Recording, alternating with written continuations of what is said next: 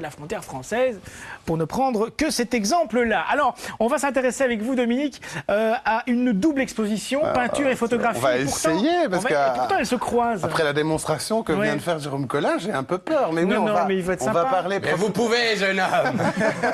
On va parler propriété privée, tiens, Jérôme Collin. Ah bah voilà, et lignes de fuite.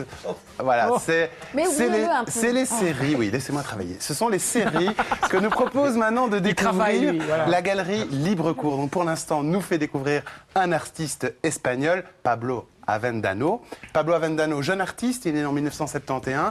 Et effectivement, il y a ces expos un peu jumelles, parce qu'on y montre à la fois des photographies et on y montre aussi de la peinture. Alors, c'est Pablo Avendano qui a tout fait, donc forcément, il y a un dialogue singulier entre ses œuvres. Et surtout, ce sont des œuvres qui sont vraiment très très bien. Pour la partie photo, on est dans la série Ligne de fuite. Alors là, il y a le mouvement, hein, c'est une sorte de road movie photographique, l'artiste ayant pris ses clichés, soit dans une voiture, soit dans un train. Donc, c'est vraiment impressionnant de voir ces paysages défiler, puisque ce ne sont que des paysages. Autre partie, c'est Propriedad Privada.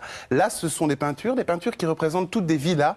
Et l'artiste essaye de mettre en valeur, finalement, l'espèce de tension qui naît de l'intervention humaine, hein, l'architecture, le bâti, dans l'écrin naturel dans lesquels on trouve ces villas. Et c'est vraiment tout le propos de cette exposition, hein, ce rapport à la nature et ce rapport aussi à la patte humaine. Ben, le mieux, pour le moment, en tout cas, maintenant, on sait plus ou moins de quoi ça parle, c'est de voir quelques images, et puis on en reparle juste après. C'est un reportage signé Aline Wavreil.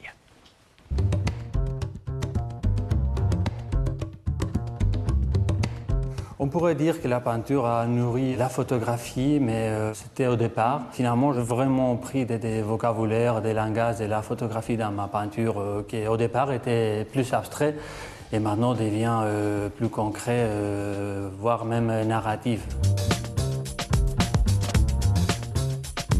La série Propriété privée, l'idée m'est venue lors d'une promenade à Madrid, donc je trouvais dans un quartier chic toutes ces grosses villas qui étaient littéralement fortifiées.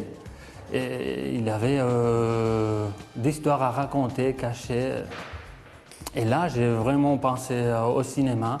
J'ai pris aussi la mise en scène, la lumière dramatique du cinéma. Les personnes, j'aime bien les introduire ou bien d'une façon très visible ou bien d'une façon un peu déguisée ou même invisible. Ici, par exemple, il y a des petits personnages qui sont derrière les bâtiments. On pourrait imaginer un jardin, un espace privé ou de notre côté, de notre espace public où tout est réglementé, un contraste et ça fait mystérieux.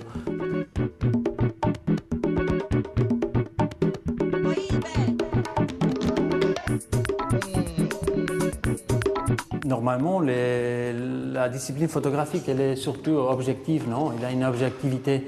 Je voulais introduire ces éléments subjectifs du peintre, du trait, du geste.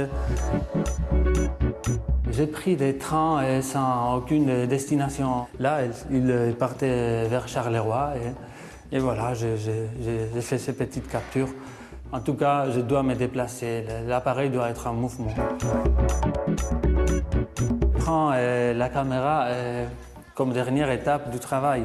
J'imagine que ça pourrait être une conséquence logique à tous ces travaux. Voilà, savoir jusqu'au 14 mars.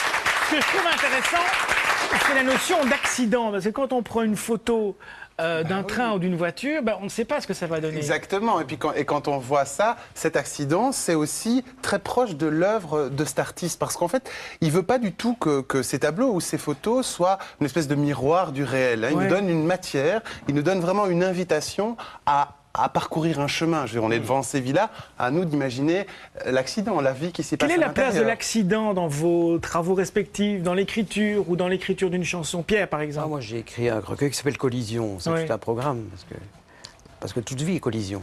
Mais il y a d'heureuses collisions. La collision n'est pas nécessairement quelque chose de funeste. C'est une forme de crise à collision finalement, crise, création. Voilà. On doit faire collision avec le réel, sans quoi on ne le rencontre jamais.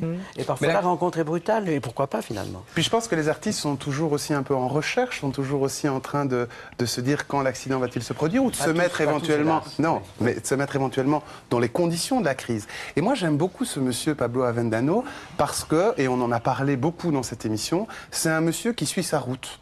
Avec beaucoup de sérieux.